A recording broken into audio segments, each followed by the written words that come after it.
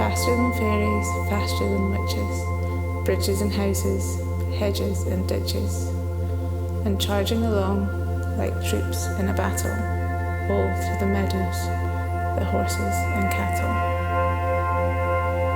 All of the sights of the hill and the plain fly as thick as driving rain, and ever again, in the wink of an eye, painted stations whistle by. Here is a child who clambers and scrambles all by himself in gathering brambles. Here is a tramp who stands and gazes, and there is the green for stringing the daisies. Here is a cart run away in the road, lumping along with man and load. And here is a mill, and there is a river, each a glimpse and gone forever.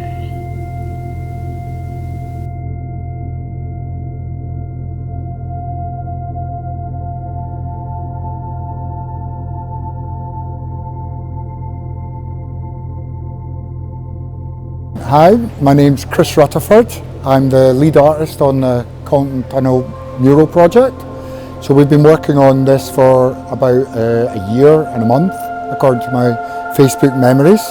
So at that time, had to do a lot of paperwork, and then we masonry painted the length of what was a dank, dirty hole in the ground, and sort of through the use of faith, grit, determination, we've transformed the space into what is apparently one of Edinburgh's must-see destinations at the moment. So that's nice. The team's quite small, and it's been good. In that we've got Mike and Eddie from the Tunnel Committee, who have empowered myself, along with Duncan and Craig, who've been painting today, and my girlfriend Luby, who has helped me work with about 450 odd school kids. And yeah, we've made this happen. The tunnel had logistical problems.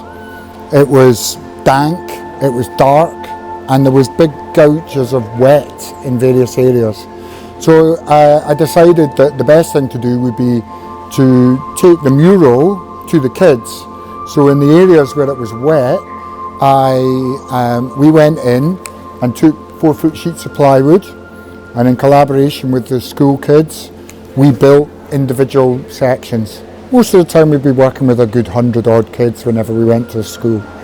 And so Colinton Primary made like a big daisy arch canopy. Benally Primary made a huge bramble bush, and I put a boy climbing up that. For Hill Secondary School, we had all the third years from the school, and then they painted this fantastic Colinton station and really had a right laugh. And you know, they've got boys picking their nose and dead rats, but also, you know, people in period dress. And then Juniper Green painted a woodland scene that goes opposite that with a very much a similar spirit. Because Fir Hill had such a good laugh, that meant that I put lots of animals and things in my one as well. The tunnel, I had a real vision for what it was going to look like, but I didn't let that weigh me down. The idea is that the drawing is something that guides you but doesn't hold you back. So Craig and Duncan have very much designed in collaboration with me each and every section, and used their skills and brought their soul to it. So it's really worked well. When we first came here, the tunnel would have had about 40 or 50 visitors a day, and then lots of commuters. Now we've got people just going on joyrides through here, and we've got 1,000 odd people a day who come to visit the place, which is really a big success story, and I just got to be happy with that. So month or two and we'll be finished, and we'll see what happens. I'll probably have a lie down, I think, to be honest. Hi, I'm Mike Scott. I'm the chairman of the charity that was set up to create this, which is Scotland's biggest heritage mural. So the idea first came about nearly 3 years ago, and at that time Colinton's bank had just shut down, and then about half the businesses in Colinton disappeared.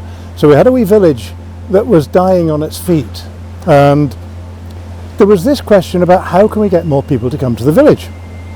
And as I say, it was a daft idea, but the idea of putting a mural in here was what came up. And originally we thought there used to be trains running through the tunnel.